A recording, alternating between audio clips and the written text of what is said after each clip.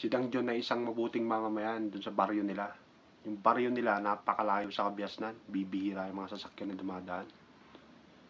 Isang araw nung pauwi na yung amain niya, gamit yung kabayo, inangkas siya ngayon kasi pupunta sila ng bayan. Si Dang John may bibilhin. Pagdating sa bayan, mamaya pag uwi mo, Dang John, sumakay ka na lang ng bus. Tapos sasabihin mo lang doon para hihinto na yung bus. Doon sa tapat ng bahay niya, masasabihin, ay opo, sige po, uncle.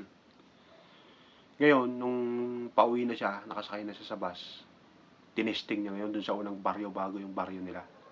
Para! Gumanon siya. Agad namang inihinto ng driver yung bus.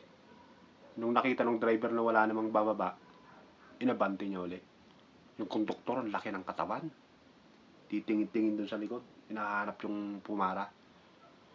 Maya-maya nung malapit na doon sa baryo nila Dang John, tinesting niya uli. Para! Gumanon siya. Inihinto na naman ng driver yung bus.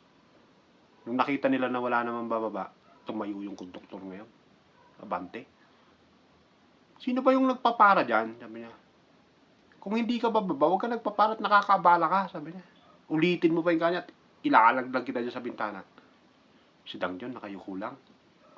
Nung nandun na sa tapat ng bahay nila, nakita niya yung bahay. Ayun na, yung bahay namin.